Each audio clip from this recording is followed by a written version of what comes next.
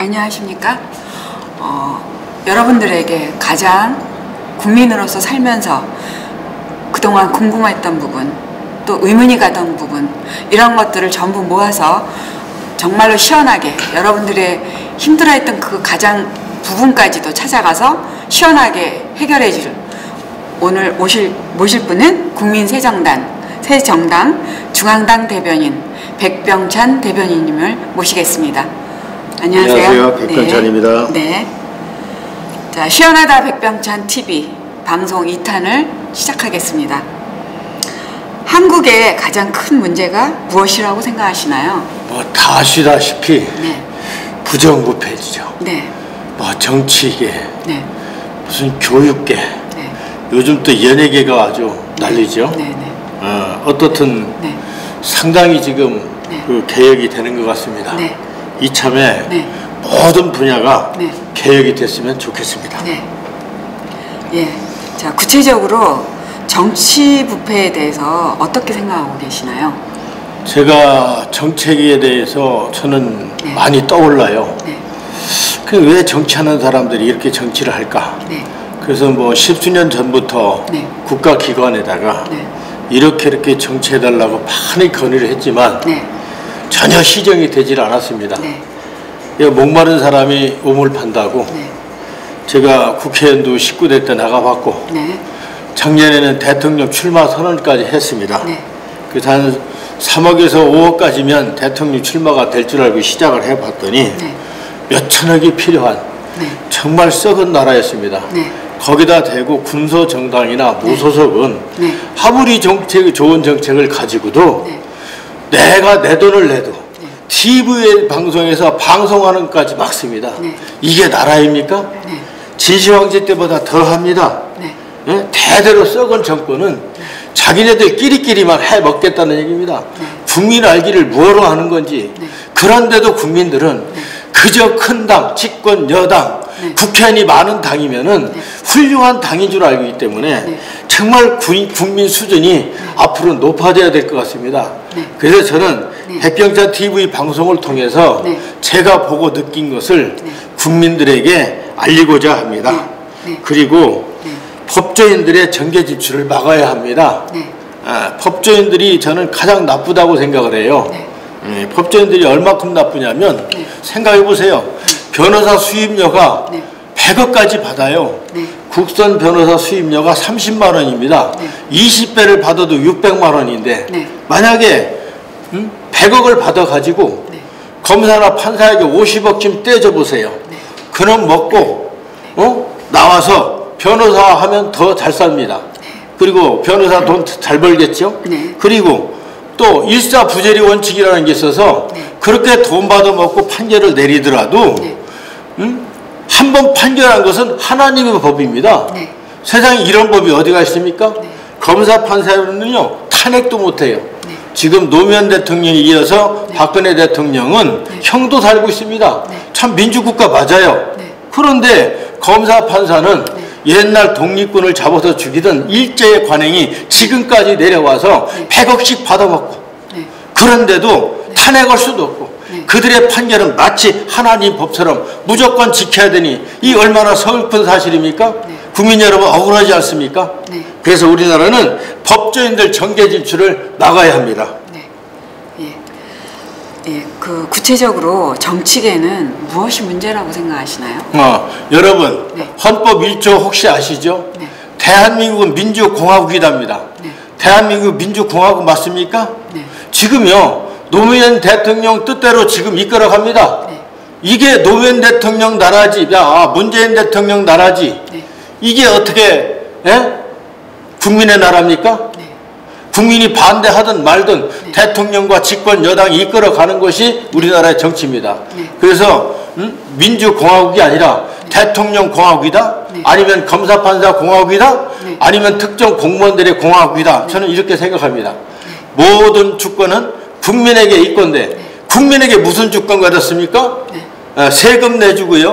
네. 나라 지키고 군대 가고 네. 그것이 국민의 주권이란 말입니까? 네. 우리는 국민의 주권을 한 번도 찾은 적이 없어요. 네. 모든 권력은 국민으로부터 나온다는데 국민에게서 무슨 권력이 나옵니까? 선거 투표해 주는 게 국민의 권리입니까? 선거 때만 되면 정치인들 가만히설로 국민들 속이죠? 찍어줍니다. 그러면 우리에게 무슨 권력이 있다는 얘기입니까? 우리 대한민국 헌령 70여 년 동안 국민 주권을 한 번도 가진 적이 없습니다. 아예 정치권에서 국민의 주권과 권력과 이 주권을 다 뺏어간 겁니다. 이거 찾읍시다. 네. 예. 자, 정치계를 개혁할 수 있는 어떤 방법은 갖고 계신가요? 아, 당연히 있습니다. 네. 예를 들어서 IMF로 나라를 망가뜨렸다. 네. 그러면 네. 대기업 총수가 떨어져 죽었죠. 기타 모르게 많은 사람들이 자살을 했습니다. 네. 그리고 경제 나눔에서 부부가 갈라지고 어린 자녀들이 고아원을 어디로 참 이렇게 불쌍한 예가 하나 둘이 아닙니다. 그리고 손주들을 맡았던 그 할아버지 할머니들 그 손주들 때문에 몸부림치다 오래 못 살고 돌아가신 분 많아요. 사람을 한 사람을 죽이면 살인죄가 되는데 나라를 망친 죄는 왜 죄를 묻지 않습니까? 그래서 앞으로 IMF로 나라를 망쳤다든지 국가 돈을 도적질 해막았다든지 이런 경우에는 정말 극형에 저는 처해야 된다고 봅니다. 이런 법을 왜 국회의원들이 안 만드는지 모르겠습니다. 국회의원들은 대학의 법전 출신이 많아요. 그래서 검사, 판사, 변호사가 돈 벌어먹기 좋은 그런 법, 정경유착으로 돈 많이 주는 기업 살리는 그런 법을 만들기 때문에 앞으로 여러분들 이 국회 이 정권 믿으면 안 됩니다.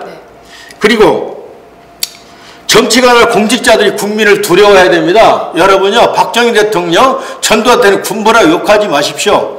그 당시에 해전역 때에 전두환 대통령 때도 그랬어요. 어떤 할머니가 한 오후 6시쯤 돼가지고 동사무소 가서 자꾸 주민등록 떼달라고 합니다. 그거 안 떼주면은요, 그 당시에 그냥 해고시켰습니다. 박정희 대통령 때도 그랬어요. 그 다음 정권부터 문민이 뭐니 하면서 공무원이 노조 만들어서 건방지게 일을 짝이 없고 정말 국민들을 두려워하지 않아요. 내가 그때 5시 반인가 5시 반에 부여에 무슨 우체국을 찾아갔더니 문을 닫고 가는 거예요. 왜 갑니다. 바빠서 간대. 나 지금 6시 전에 일 보려고 왔더니 지금 5시 반이라고 하면서 그 우체국 직원이 일을 안 봐주고 그냥 가요. 이게 박정희 대통령, 전두환 대통령 때 같으면요, 해곡감입니다. 여러분, 그런데도 문민이 잘했습니까? 나 박정희 대통령이나 전두환 대통령 얻어먹은 거 없습니다. 군부라고 욕하고 독재라고 욕할 게 아니라 그때가 훨씬 우리나라 체제가 좋았습니다. 뭐가 잘 됩니까? 지금은 공무원 왕국입니다. 담당자 왕국입니다. 그래서 국민들을 두려워하는 공무원 그 공직사회로 앞으로 바꿔야 됩니다. 그리고 국회의원들 왜 200가지 특권을 왜 줍니까? 202가지가 된대요.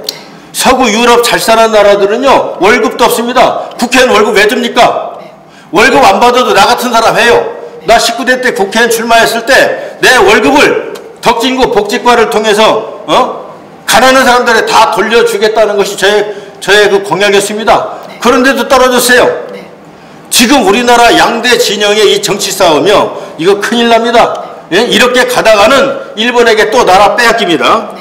그래서 지금은 국회의원들을 무보수로 이제 해야 됩니다.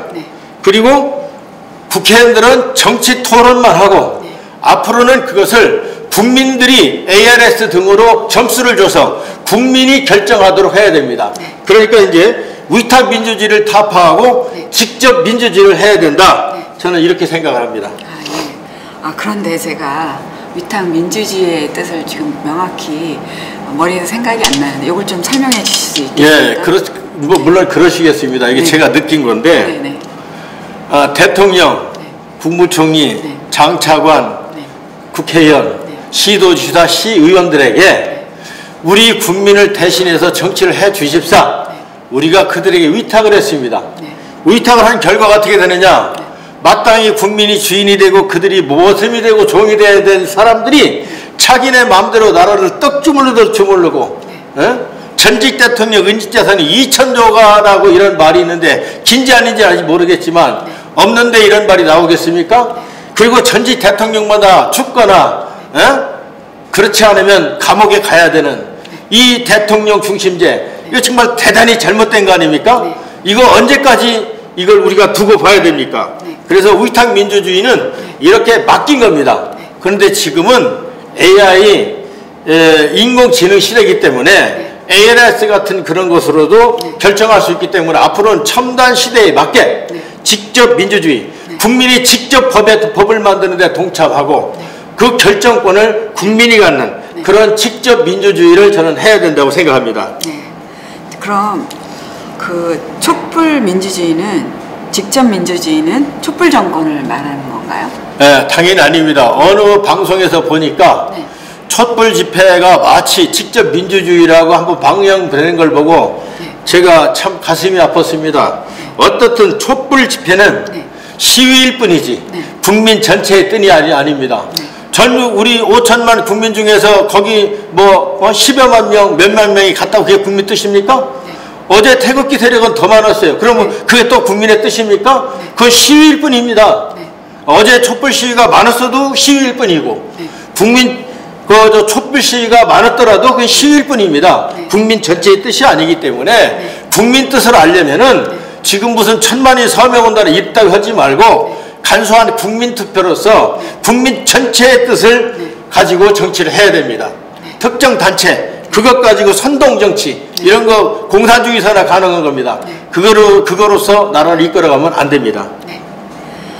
그럼 직접 민주주의는 무엇을 의미하는 건가요? 직접 민주주의를 하려면은요, 먼저 국회를 해산해야 됩니다. 그놈의 국회를 국회라고 하지 않습니까? 국회의원들이 자기네 당리당략으로 해서 일하지 국민을 위해서 일하는 국회 보셨습니까? 네. 그래서 잘못된 거고, 아무리 여당 의원이 말하더라도 그가 말하는 것이 국익과 민익에 반영이 되면 우리는 인정을 해줘야 되고, 또 아무리 내 편이라 하더라도 반국익 반민익일 때는 반대를 해야 됩니다. 그런데 우리나라는 그렇지 않아요. 전부 그냥 대가리싸움 하는 겁니다. 머리수 늘려가지고. 이게 어떻게 민주주의입니까? 선동정치지. 그래서 국회는 마땅히 해산해야 됩니다. 그리고 김영삼 대통령이 지방자치 해놓고 IMF로 나라 망쳤죠. 정신 바짝 차려야 됩니다. 자, 우리나라 국토는 중국 국토의 99분의 1입니다. 막말로 중국은 한국보다 100배가 큽니다. 이렇게 큰 땅덩어리를 움직일 때는 지방자치가 필요합니다. 우리나라 전체가 미국 주보다 훨씬 작습니다. 그런데 이 작은 나라에 뭔 그 지방자치를 이렇게 만들어가지고 전부 혈세를 낭비합니다. 맨날 그냥 그 지방자치의 돈을 그냥 다 써 없애는 거예요. 뭐 짓는 데 맞추고. 그 공사 같은 것도 수익이에요. 그래서 한 100억 얼마짜리를 10억씩 잘라갖고 자기네 마음 있는 사람들 공사 주고 맨날 도로 깨고 맨날 두드려 부시고 이렇게 나라를 망치는 일을 지방자치가 합니다. 그래서 앞으로 지방자치 이거 폐지해야 됩니다. 시도의원 처음에 월급 안 주기로 했는데 이 사람들 전부 시도의원 치고서 나라 돈 가지고 해외여행 안 간 사람이 없습니다. 이 사람들 관광하려고 지방자치입니다. 왜 나라를 망칩니까? 이 당연히 폐지해야 되고요. 먼저 아까 말씀드렸지만 헌법 1조에 국민 주권과 권력을 직접 찾아야 됩니다. 국민들 이거 억울한 줄 알아야 됩니다. 대한민국 민주공화국 아니에요. 모든 주권이 국민에게 없어요. 모든 권력도 국민에게 없어요. 찾아야 될 거 아닙니까? 왜 선거 때문에 돈 생기는 대로 가서 줄 서고 있습니까? 예? 저쪽 당에 들러붙으면 내 사업이 잘 될까? 저쪽 당에 붙으면 누가 머릿수대로 돈을 얼마 줄까? 그거 먹으러 다 뻔질나게 돌아다닙니다.